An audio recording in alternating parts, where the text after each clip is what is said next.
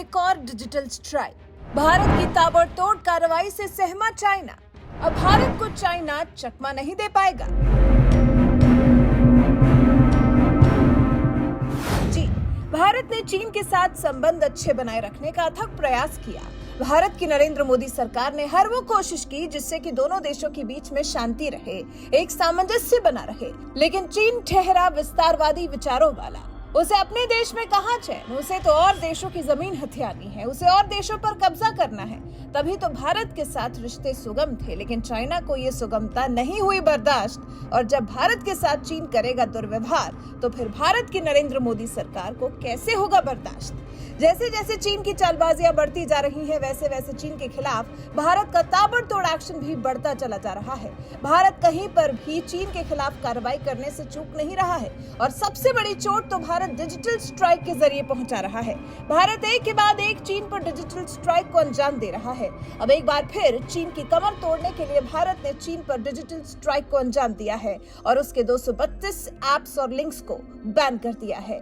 इसमें 138 तो जुआखारी के लिंक्स हैं और 94 लोन वाली ऐप्स शामिल हैं। इन सभी ऐप्स और लिंक्स को मोदी सरकार ने तत्काल बैन करने का आदेश दिया है। Ministry of electronics and information technology की तरफ से गृह मंत्रालय को चीनी ऐप्स को बैन करने का सुझाव दिया गया था, जिसे गृह मंत्रालय की तरफ से मंजूरी दे दी गई। रिपोर्ट के मुताबिक सरकार ने करीब 6 महीने पहले 288 ऐप्स की जांच की थी। जांच में पता चला कि ऐप्स भारतीय नागरिकों के निजी डेटा की चोरी कर रहे हैं। इसके बाद सरकार ने आईटी अधिनियम की धारा 69 के तहत चीनी ऐप को बैन किया है, जो भारत की संप्रभुता और अखंडता को नुकसान पहुंचा रहे थे। दरअसल जांच में ये पता चला कि चीन भारतीयों को अपने ऐप्स के जरिए कर्ज के जाल में फंसा रहा था। चीनी ऐप्स काफी कम रेट में भारतीयों को कर्ज उपलब्ध करा रहे थे। वहीं कर्ज की वसूली के नाम पर फिर भारतीयों का उत्पीड़न भी हो रहा था।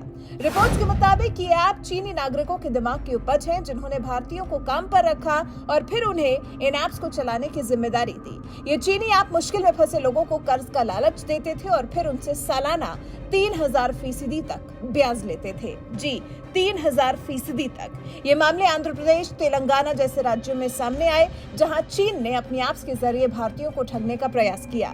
मुश्किल में फंसे भारतीयों की मजबूरी का फायदा उठाया और जैसे ही इस बात का केंद्र सरकार को पता चला, वैसे ही केंद्र सरकार ने चीन की इस ठगी पर तत्काल रोक लगा दी। चीन पर डिजिटल स्ट्राइक को अंजाम दे दिया। सूत्रों ने बताया कि ओडिशा और उत्तर प्रदेश जैसे राज्यों के साथ साथ केंद्रीय खुफिया एजेंसियों ने केंद्रीय गृह मंत्रालय से इन ऐप्स के खिलाफ कार्रवाई करने को कहा था। इन सूचनाओं के आधार पर ही गृह मंत्रालय ने 6 महीने पहले 28 चीनी ऐप्स का विश्लेषण शुरू किया था, जिसमें पाया गया कि 94 ऐप ई स्टोर्स पर उपलब्ध हैं और अन्य थर्ड पार्टी लिंक के जरिए काम कर रहे हैं। जी हाँ, ये ऐप्स आपको प्ले स्टोर पर नहीं मिलेंगे। चीन ने यहाँ पर भी शातिरी दिखाई। किसी थर्ड पार्टी वेबसाइट पर इन ऐप्स को उपलब्ध कराया गया। थर्ड पार्टी वेबसाइट पर ठग चीन की ऐप्स उपलब्ध। ज्यादातर ऐप्स स्मार्टफोन पर डाउनलोड के लिए प्ले स्टोर पर उपलब्ध नहीं है, लेकिन रिपोर्ट में बताया गया है कि वेटिंग ऐप्स और गेम्स को थर्ड पार्टी लिंक या वेबसाइट से डाउनलोड किया जा सकता है। कई ऐप्स को ऑनलाइन सीधे सोशल मीडिया साइट से भी खोला जा सकता है। इनमें से कई ऐसी ऐप्स हैं जो क्रिप्टो करेंसी में पेमेंट एक्सेप्ट करते हैं। Ministry of information and broadcasting या MIB ने बताया कि भारत के ज्यादातर हिस्सों में बैटिंग और गैम्बलिंग गैर कानूनी है। इसका ऐड करना भी consumer protection act 2019, cable TV network regulation act 1995 और IT रूल 2021 के तहत बैन है। MIB ने ऑनलाइन एडवर्टाइजिंग कंपनियों को भी भारतीय ऑडियंस के लिए ऐसे एड्स को नहीं दिखाने का निर्देश दिया है। इससे कई लोगों की फाइनेंशियल और सोशियो इकोनॉमिक कंडीशन खराब हो सकती है।